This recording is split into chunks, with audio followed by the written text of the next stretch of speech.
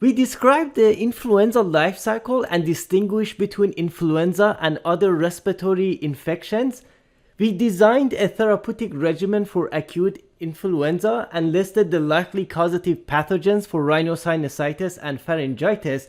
And given a patient with acute bacterial rhinosinusitis, we recommended an appropriate therapeutic regimen. Now, given a patient with acute streptococcal pharyngitis, let's recommend an appropriate therapeutic regimen. These are the recommendations from the 2012 IDSA guidelines specifically for Group A streptococcal pharyngitis. So Group A streptococcus is Streptococcus pyogenes. So GAS is short for Group A streptococcal. So they do recommend that patients for Group A strep pharyngitis to be treated with antibiotics, and the duration is typically for 10 days. And they're recommending that based on narrow spectrum of activity in frequency of adverse reactions and affordability, to either penicillin or amoxicillin as the drug of choice in patients who do not have penicillin allergy to it. If someone does have penicillin allergy but it's not anaphylactic reaction, you can use a different class of beta-lactam, so first-generation cephalosporin. So first-generation cephalosporin are also narrow, they're well tolerated, and they are affordable. So something like cephalexin would be useful.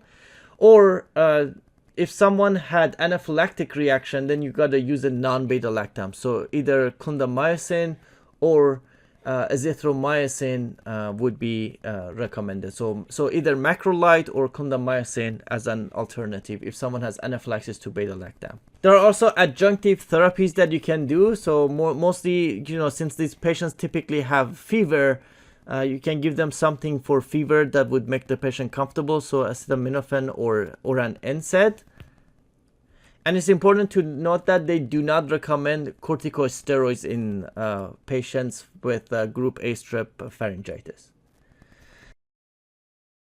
For the duration of therapy of acute bacterial rhinosinusitis, the drug of choice is high-dose amoxicillin clavulanate. So that would be 2 grams of amoxicillin along with 125 milligram of clavulanate given twice a day, and this is typically for 5 to 7 days. And of course, amoxicillin clavulanate high dose is actually available as an extended release, and because the pill gets really large, so you can see here the size, it would actually be about 22 to 23 millimeters in length.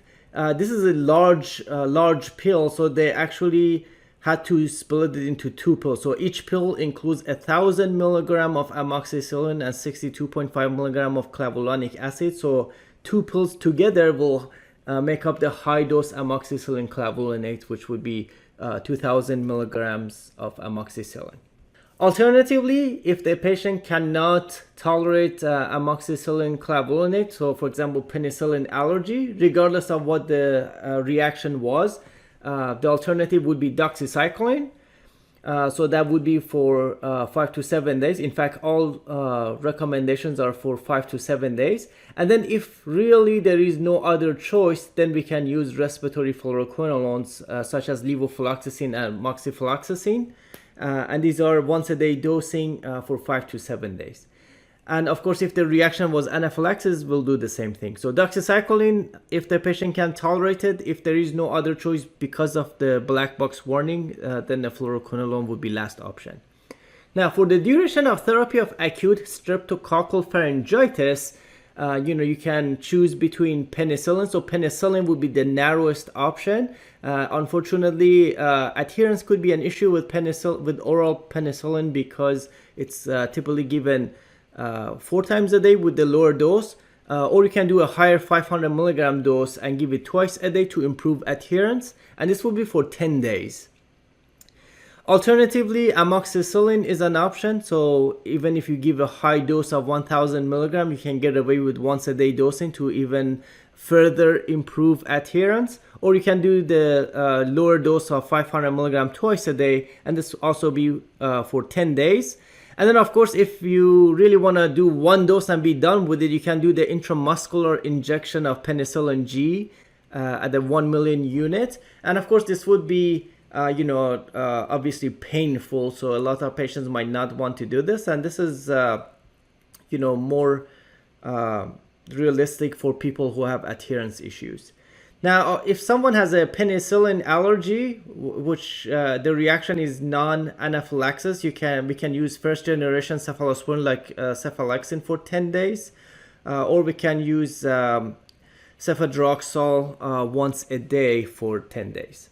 Now, if the reaction is anaphylaxis, then it's not a good idea to use cephalosporins. In that case, we have to use non-beta lactams. So oral clindamycin would be an option for 10 days. Alternatively, also clarithromycin for 10 days, or azithromycin for 5 days would actually improve adherence because this is the shorter duration. This concludes this presentation.